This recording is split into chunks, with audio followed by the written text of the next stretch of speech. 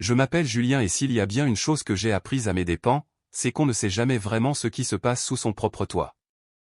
Les gens disent que l'amour repose sur la confiance et que lorsqu'on trouve la bonne personne, on doit lui donner son cœur sans réserve. Mais laissez-moi vous dire une chose, quand on fait confiance aveuglément, on n'est pas loyal, on est juste naïf. Je l'ai appris à la dure. Je croyais en l'amour, le vrai, celui où l'on s'engage pleinement, où l'on se soutient mutuellement et où l'on n'envisage même pas la trahison parce qu'on suppose que son partenaire accorde autant de valeur à la relation que soi-même. Je n'aurais jamais pensé être l'homme assis ici aujourd'hui pour raconter comment sa propre femme a remis en question tout ce qu'il croyait sur l'amour, l'engagement et le mariage. Mais me voilà. Avec le recul, je réalise à quel point il est facile de se faire avoir quand on est amoureux. On ne voit pas les signaux d'alarme, ou peut-être qu'on les voit, mais on les ignore parce qu'on refuse de croire que la personne en qui on a confiance pourrait nous faire du mal. On se dit que puisqu'on est fidèle et investi, l'autre doit l'être aussi. Mais ce n'est pas toujours le cas. Après tout ce que j'ai traversé, j'ai honnêtement l'impression que l'amour n'est qu'une vaste arnaque, un mot que les gens balancent sans vraiment le penser. Si vous restez avec moi, vous comprendrez exactement pourquoi je ressens cela. J'ai rencontré ma femme, Chloé, quand j'avais 32 ans. Elle en avait 27 et croquait la vie à pleines dents. À cet âge-là, j'étais prêt à me poser, à fonder une famille et à construire quelque chose de solide. Quand je l'ai rencontrée, le courant est tout de suite passé. Nous pouvions parler des heures de tout et de rien, autour d'un café en terrasse. De l'extérieur, nous avions l'air du couple parfait. Nous sommes sortis ensemble pendant un peu plus d'1 an avant que je ne la demande en mariage. Certains diront que c'était trop tôt, mais j'avais le sentiment d'avoir trouvé la bonne personne. Il n'y avait aucun signal d'alarme évident, rien qui me fasse douter de ma décision. Nous partagions les mêmes centres d'intérêt et adorions passer du temps ensemble. Tout semblait naturel, comme si nous étions faits l'un pour l'autre. Après notre mariage, la vie était belle. Nous avons emménagé dans un charmant appartement en plein centre de Lyon qui appartenait à mes parents et nous avons pris notre petite routine. Pendant un certain temps, j'ai eu l'impression d'avoir tout ce que j'avais toujours voulu. J'étais sincèrement heureux. Au début, nous faisions presque tout ensemble, mais avec le recul, les pires trahisons viennent toujours de ceux en qui on a le plus confiance. Un jour, Chloé m'a dit que son téléphone buguait. L'écran figeait, la batterie se vidait trop vite et certaines applications refusaient de s'ouvrir. Elle était agacée, alors je lui ai dit que je m'en occuperais. J'ai donc apporté son téléphone dans une petite boutique de réparation de quartier, pensant que ce serait réglé en un rien de temps. Le technicien l'a examiné et m'a annoncé que la réparation coûterait presque la moitié du prix d'un téléphone neuf. Ça n'avait pas beaucoup de sens pour moi. Quitte à dépenser une telle somme, autant lui acheter un nouvel appareil. Je me suis dit que ça lui ferait plaisir et, honnêtement, j'aimais l'idée de lui faire une surprise. Donc, au lieu de payer la réparation, j'ai acheté le dernier modèle de smartphone. Ce que j'ignorais, c'est que cette petite décision allait tout changer. Avant de transférer les données de l'ancien téléphone vers le nouveau, j'ai décidé de jeter un dernier coup d'œil à l'appareil avant de donner le feu vert au technicien. Je voulais m'assurer que tout ce qui était important avait bien été sauvegardé, photos, contacts, messages, les trucs basiques. Mais en faisant défiler le menu, un dossier masqué a attiré mon attention. Il était caché et n'apparaissait pas avec les autres applications classiques. Mon instinct m'a poussé à l'ouvrir. Quand je l'ai fait, mon corps entier s'est crispé. Il y avait une application de rencontre dans ce dossier. Mon cerveau essayait de comprendre pourquoi ma femme aurait ce genre d'application. J'ai décidé de l'ouvrir et, en faisant défiler l'écran, il était évident qu'elle manigançait quelque chose. Les messages m'ont révélé tout ce que j'avais besoin de savoir. Elle parlait à d'autres hommes, pas seulement récemment, mais depuis l'époque où nous n'étions que fiancés. Certaines conversations étaient légères, d'autres carrément séductrices, et certaines beaucoup trop explicites pour que je puisse les supporter. Mes doigts se sont resserrés sur le téléphone pendant que je lisais ligne après ligne. Différents mecs, différentes discussions, mais toujours le même schéma. Elle riait à leurs blagues, acceptait leurs avances et répondait d'une manière qui laissait clairement entendre qu'elle ne cherchait pas juste à se faire des amis. Elle avait fait ça dans mon dos depuis le début. Sans hésiter, j'ai fait des captures d'écran des noms, des dates et des pires passages de ces conversations. Je me suis assuré de tout conserver. Si elle essayait de s'en sortir par des mensonges plus tard, ces messages parleraient d'eux-mêmes. Une fois que j'ai eu ce qu'il me fallait, j'ai verrouillé le téléphone et l'ai rendu au réparateur.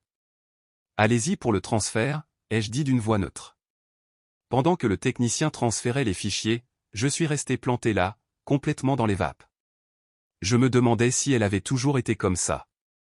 J'avais beau retourner la situation dans tous les sens, une chose était sûre, je ne pouvais pas ignorer ça. Il fallait que je lui parle. J'avais besoin de réponses. Au moment où je suis rentré à la maison, j'avais déjà décidé de la façon dont j'allais gérer la situation. Quand j'ai passé le pas de la porte, j'ai sorti le nouveau téléphone de ma poche et je le lui ai tendu avec un petit sourire, en observant attentivement son visage. Ses yeux se sont illuminés et elle m'a immédiatement pris dans ses bras pour m'embrasser sur la joue. « Oh mon Dieu, mon amour, tu m'as acheté un nouveau téléphone ?» Il ne fallait pas. Elle était sincèrement ravie, à 1000 lieues de se douter de ce qui l'attendait. Je l'ai laissé savourer le moment pendant quelques secondes avant de m'éclaircir la gorge et de prendre la parole. Ouais, je me suis dit que c'était mieux que de réparer l'ancien. Au fait, j'ai fouillé dans ton téléphone avant le début du transfert. Ma voix était calme mais tranchante. J'ai vu l'application de rencontre.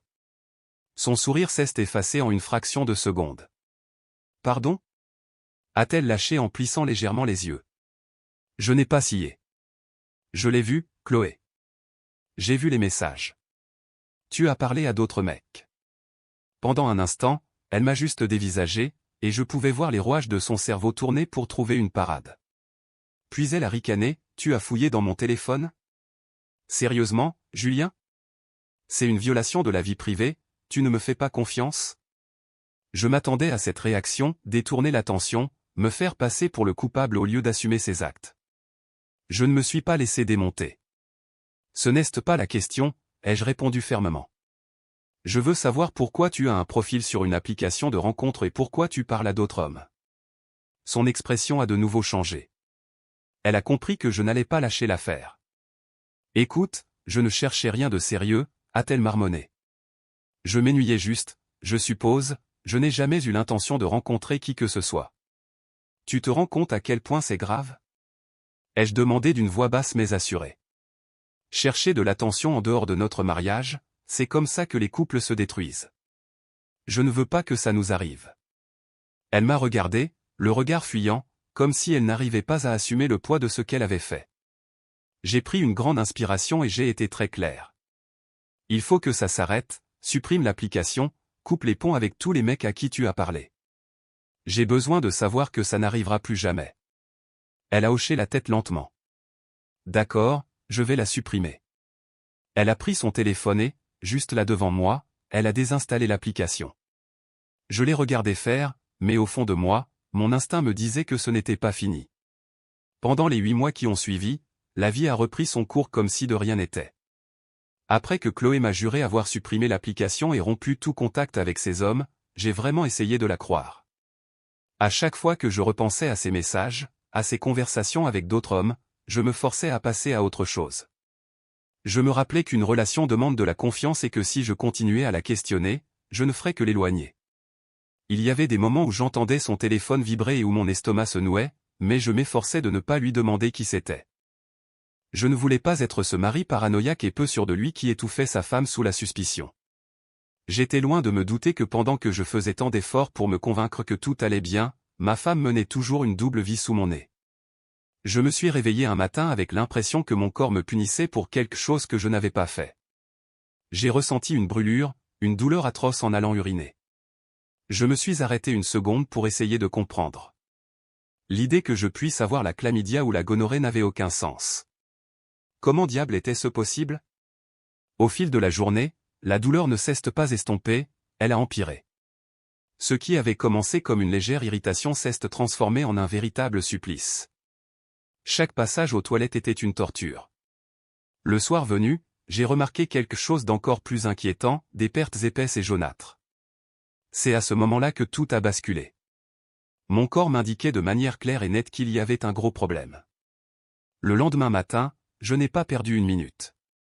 Je suis allé directement à la maison médicale en espérant trouver une explication qui ne soit pas celle que je redoutais. J'espérais une simple infection urinaire, mais après un examen complet et des analyses en laboratoire, le médecin m'a fait asseoir et m'a annoncé que j'avais contracté une infection sexuellement transmissible. Je l'ai fixé en attendant qu'il ajoute quelque chose, mais tout ce qu'il a dit, c'est « ces infections ne se transmettent que par contact sexuel ». C'était le coup de grâce. Ma femme avait couché avec quelqu'un d'autre. Il n'y avait aucune autre explication. Je suis sorti de ce cabinet médical complètement sonné. Ce soir-là, je suis resté allongé dans le lit à côté de Chloé, fixant le plafond pendant que mon esprit partait dans tous les sens. Le lendemain matin, je me suis réveillé avant elle, me préparant mentalement à ce qui allait se passer. Je suis allé dans la cuisine et je me suis servi un café. Quelques minutes plus tard, Chloé est entrée. Elle m'a embrassé sur la joue et j'ai dû mobiliser toute mon énergie pour ne pas la repousser de dégoût. Je l'ai laissé se servir un café, s'asseoir, prendre une gorgée, puis je l'ai regardé droit dans les yeux et je lui ai demandé, « Chloé, est-ce que tu as vu quelqu'un d'autre ?» Son expression a changé du tout au tout. Son visage s'est déformé en une grimace offensée, comme si je venais de l'accuser de meurtre. Elle a posé sa tasse et a ricané, « Pardon ? C'est quoi cette question ? Une question simple, as-tu été avec un autre homme ? Ai-je insisté ? Je pouvais voir la colère monter dans ses yeux. Je n'y crois pas, tu m'accuses sérieusement de te tromper après tout ce qu'on a traversé ? Je n'ai pas scié. As-tu coupé les ponts avec les types de cette application de rencontre comme tu l'avais promis ? C'est laquelle a explosé. Oh mon Dieu, tu remets ça sur le tapis ? Je t'ai dit que j'avais tout supprimé, tu as la moindre idée d'à quel point c'est épuisant de vivre avec quelqu'un qui ne te fait pas confiance ? C'est ridicule, Julien, absolument ridicule. Mais je n'allais pas céder. Alors donne-moi ton téléphone, ai-je lancé. Elle a eu un mouvement de recul, tirant l'appareil vers elle. Non, c'est une violation de ma vie privée. J'ai hoché la tête lentement. Très bien, alors allons tous les deux au laboratoire d'analyse pour nous faire dépister. Elle s'est adossée à sa chaise en croisant les bras. Je n'ai rien à te prouver. C'était toute la preuve dont j'avais besoin. J'ai soufflé par le nez, feignant d'abandonner, relâchant mes épaules comme si je laissais tomber. Mais à la seconde où elle a tourné la tête, j'ai bondi et je lui ai arraché le téléphone des mains. Avant qu'elle ne puisse le récupérer, je l'ai plaqué contre son visage pour le déverrouiller avec le Face ID. Elle a poussé un cri et a bondi de sa chaise pour m'agripper, mais c'était trop tard. L'écran s'est allumé. J'ai commencé à faire défiler, et tout ce que je redoutais était là. Des messages, des photos, des reçus d'hôtel, des conversations avec plusieurs hommes, certaines récentes, d'autres remontant à plusieurs mois. Des textos très explicites, des projets pour se retrouver en cachette et des messages disant « tu me manques ». Elle ne s'était jamais arrêtée, même après que je l'ai supplié de le faire. Elle m'avait menti effrontément tout ce temps. Je me suis tourné vers elle. « Comment as-tu pu être aussi infidèle ?» Ma voix était étrangement calme. Elle ne s'est même pas excusée et n'a pas cherché d'excuses. Au lieu de ça, elle a ricané et m'a fait un doigt d'honneur en plein visage. J'ai senti quelque chose se briser en moi. « Fais tes valises, notre mariage est terminé », ai-je déclaré. « Je veux que tu sois parti avant que je revienne. » Elle a eu un sourire narquois, pensant que je bluffais. Je n'ai pas attendu pour argumenter. J'ai pris mes clés de voiture, j'ai franchi la porte d'entrée et je l'ai laissé planter là. Après avoir roulé sur quelques kilomètres, je me suis garé sur le bas-côté, j'ai pris mon téléphone et j'ai appelé mon avocat. Trouvez-moi le meilleur avocat spécialisé dans les divorces de la région, je veux que ce soit réglé immédiatement. Le temps d'arriver chez mes parents en banlieue, je savais déjà que je ne rentrerais pas chez moi ce jour-là. Ils m'ont accueilli, surpris de me voir débarquer si tôt le matin, mais je leur ai juste dit que j'avais besoin de temps. Je ne leur ai pas encore tout expliqué, j'en étais incapable. Quand je suis finalement retourné à mon appartement 2 jours plus tard, il était vide. Elle était partie. Je n'ai pas eu à me demander où elle était allée. La vérité n'a pas mis longtemps à me rattraper. Elle avait emménagé directement chez un autre homme, l'un des types qu'elle fréquentait dans mon dos bien avant que je ne découvre le pot aux roses. Cette prise de conscience a provoqué en moi une brûlure indescriptible. Je ne vais pas mentir, le divorce a été un véritable enfer. Les gens en parlent comme si ce n'était que de la paperasse, une procédure nette et sans bavure où l'on signe quelques papiers avant de tourner la page. Mais la réalité est brutale. Un divorce, ce n'est pas seulement se séparer légalement de quelqu'un.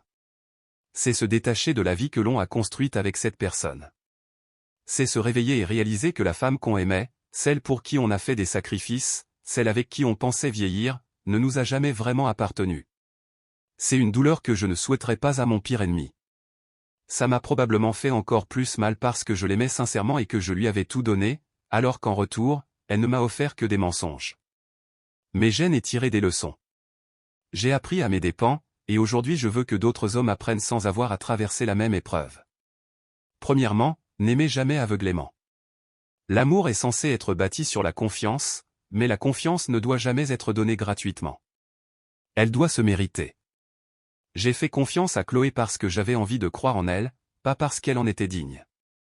Et ça a été mon erreur. Deuxièmement, si quelqu'un vous manque de respect une fois, il le refera. Je l'ai surprise en train de parler à d'autres hommes, et au lieu de partir, je l'ai laissé me convaincre que c'était inoffensif. C'est à ce moment précis que j'aurais dû la quitter. La troisième leçon, fiez-vous aux actes, pas aux paroles. Les gens vous diront ce que vous voulez entendre, mais leurs actions révéleront toujours la vérité. Chloé m'a dit qu'elle avait supprimé l'application. Chloé m'a dit qu'elle avait rompu tout contact, mais Chloé continuait de coucher avec d'autres hommes dans mon dos. Enfin, quand quelqu'un vous montre son vrai visage, croyez-le. Le premier signal d'alarme suffit amplement. N'attendez pas d'en voir 10 de plus.